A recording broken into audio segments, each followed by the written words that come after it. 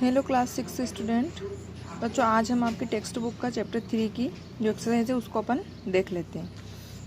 दिए गए प्रश्नों के उचित विकल्प पर सही का निशान लगाइए। गिल्लू कौन था? कौन था गिल्लू? गिलहरी का बच्चा। गिल्लू का प्रिय भोजन क्या था? काजू। कवित्री के अनुसार मेहमान आने की सूचना कौन देता है? काक, कौवा देता है ना। कवित्री ने गिल्लू को उष्णता देने के लिए क्या जलाया? हीटर। अंतिम समय में गिल्लू का पंजा कैसा हो गया था? बिल्कुल ठंडा। आओ करे 2। उचित शब्द चुनकर रिक्त स्थानों की पूर्ति कीजिए। ये इस मैंने फिल कर दिया है, आप भी अपनी बुक में देख के फिल कर लीजिएगा। ये क्वेश्चन नंबर 3 है। आओ करे 3 में ये क्वेश्चन मैंने लिख रखे हैं, इनके आंसर आपको मैंने सेंड कर दिए थे, तो सबने अपनी फिर कॉपी में लिख लिया होंगे। ठीक, उसके बाद में टॉपिक है आपका तत्सम तद्भव का। तत्सम शब्द के बारे में पढ़ेंगे पहले। जो संस्कृत भाषा के शब्द मूल रूप से हिंदी में प्रयोग किए जाते हैं उन्हें तत्सम शब्द कहते हैं। जैसे काक। तद्भव संस्कृत शब्दों से बिगड़कर बने शब्द जो हिंदी में प्रयोग किए जाते हैं उन्हें तद्भव शब्द कहते हैं। जैसे कौवा। तत्सम में काक का तद्भव रूप होगा कौवा। ठीक, इस प्रकार बहुत सारे आपके बुक में एग्जाम्पल दे रखे हैं, तो इनको देखकर आप समझ लीजिएगा। इनके कुछ जो पॉइंट्स हैं वो मैं आपको बताना चाहूँगी कि अपन तत्सम और तद्भव शब्द की पहचान कैसे करेंगे। प्राय जो संस्कृत के शब्द हैं, जो संस्कृत से मिलते जुलते होते हैं, वो तत्सम शब्द कहलाते हैं, है ना। जो संस्कृत का रूप चेंज होकर हिंदी में आ गए हैं वो तद्भव शब्द कहलाते हैं। तद्भव मतलब एक प्रकार से हिंदी के ही शब्द, वो तत्सम मतलब संस्कृत के शब्द। ठीक, तो जो तत्सम शब्द होते हैं उनमें वो अर्धवर्ण के होते हैं, उनमें र के सारे प्रयोग किए जाते हैं। जैसे र का रेफ, है ना, और ये इस तरीके से जो र का रूप है ये वाला, र के जितने भी रूप है वो सब तत्सम शब्दों में प्रयोग किए जाते हैं। तत्सम में अगर अनुस्वार है तो तद्भव होगा, तद्भव में वो अनुनासिक बन जाएगा। जैसे दंत, आपके इसमें दे रखा है दंत, अनुनासिक है, तत्सम है ना। अगर हम इसको तद्भव में करेंगे तो क्या बन जाएगा? अनुस्वार का अनुनासिक बन जाएगा और दांत बन जाएगा। ठीक, इसी प्रकार से अक्षत्र ज्ञ वाले जो वर्ण हैं वो भी तत्सम में उपयोग किए जाते हैं। तत्सम में जो य है वो तद्भव में ज बन जाएगा, ज है तो य बन जाएगा। इस तरीके से वर्ण आपको ध्यान में रखना है। अधिकतर तत्सम शब्द में विसर्ग का प्रयोग भी किया जाता है ना। और ऋषि का रूप जैसे श्रृंगार है, श्रृंगार का सियार बन जाएगा। घृत है तो घृत का घी बन जाएगा। इस तरीके से वर्ड भी इसमें जो कठिनता से बोले जाते हैं वो सारे वर्ड तत्सम में यूज़ होते हैं। ठीक, कठिनाई से बोले जाने वाले वर्णों का प्रयोग ज़्यादातर तत्सम शब्दों में होता है। ठीक, और श का ख में परिवर्तित हो जाता है, ख या छ में परिवर्तित होता है, त्र का त में परिवर्तित हो जाता है, ज्ञ का झ में हो जाता है, श्र का स में परिवर्तित होता है ना। और जहाँ पे भी न वाला वर्ड आता है, न ये वाला वर्ण, ये वाला वर्ण जहाँ भी होता है वो हमेशा तत्सम होगा। ठीक, तद्भव न का न बन जाता है। जैसे ऊन का ऊन, कर्ण का कान, इस तरीके से। ठीक, आई होप आपको समझ में आ गया होगा तत्सम शब्द। और हाँ, एक बात आपको याद रखनी, जो य से तद्भव शुरू नहीं होता है कभी भी। यह शब्द से कभी भी तद्भव शब्द शुरू नहीं होता है। ठीक, और न वाले शब्द जो होते हैं वो जो उत्क्षिप्त व्यंजन कहलाते हैं वे भी तद्भव के ही होते हैं। विसर्ग का प्रयोग तत्सम में होता है और उनको हिंदी में उसी रूप में लिखा जाता है। आगे देखते हैं। आओ करे 5।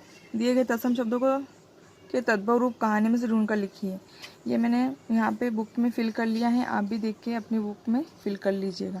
उसके बाद में देखिए क्रिया। क्रिया किसे कहते हैं? जिन शब्दों से किसी कार्य के करने या होने का बोध होता है उन्हें हम क्रिया कहते हैं।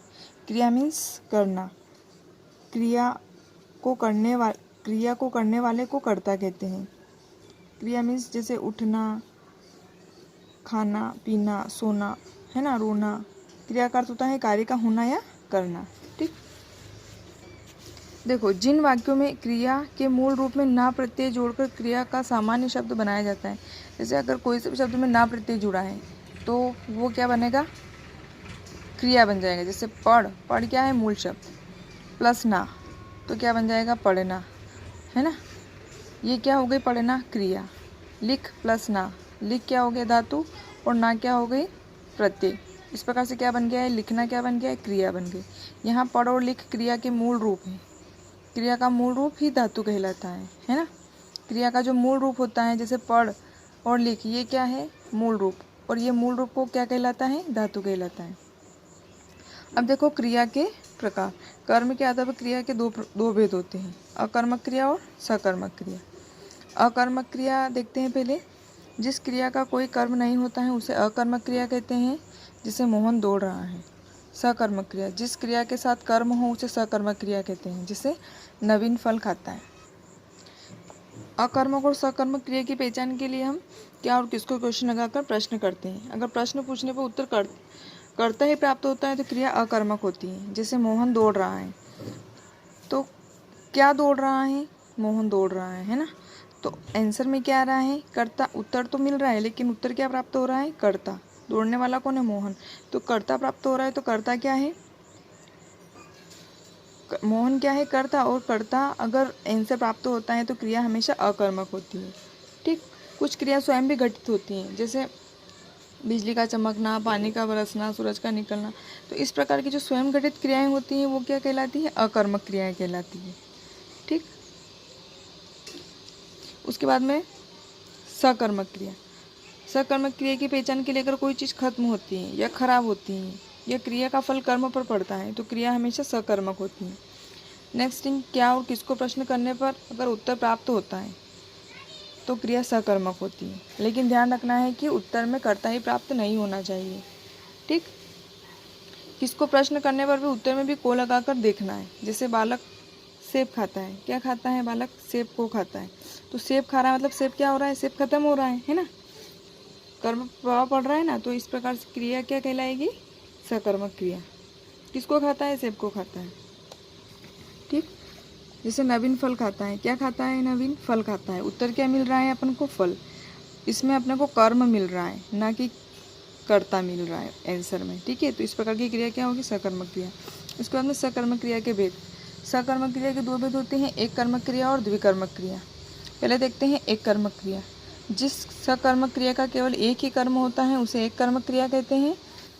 जैसे पिताजी फल खरीद रहे हैं, पिताजी क्या खरीद रहे हैं, फल खरीद रहे हैं।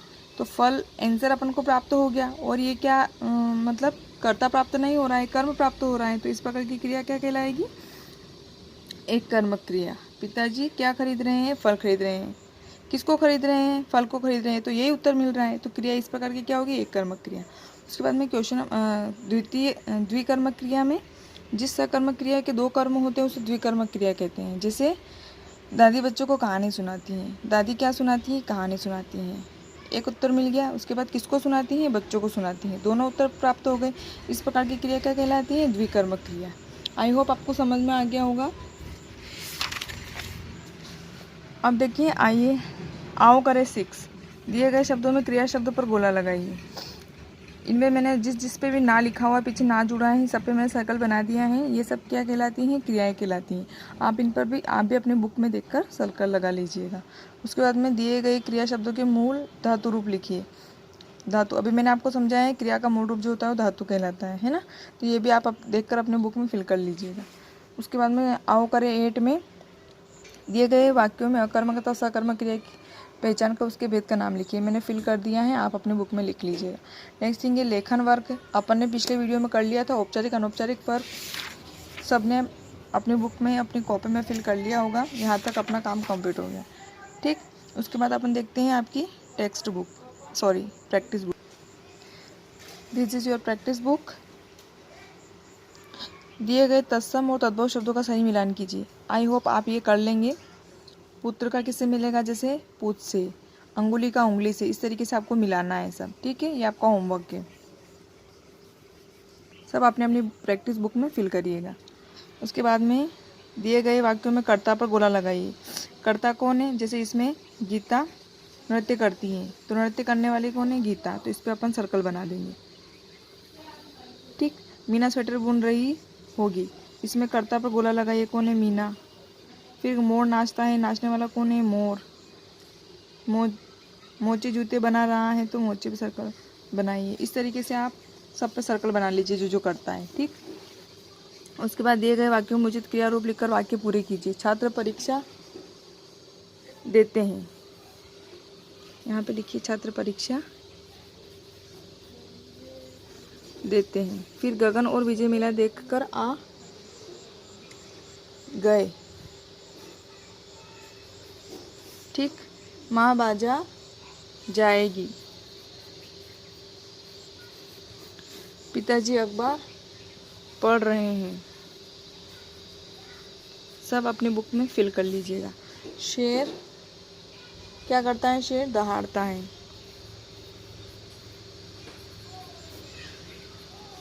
विकास दौड़ लगाता है या दौड़ चुका होगा? दौड़ चुका होगा।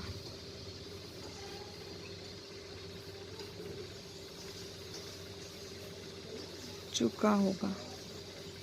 बच्चे पार्क में खेल चुके हैं।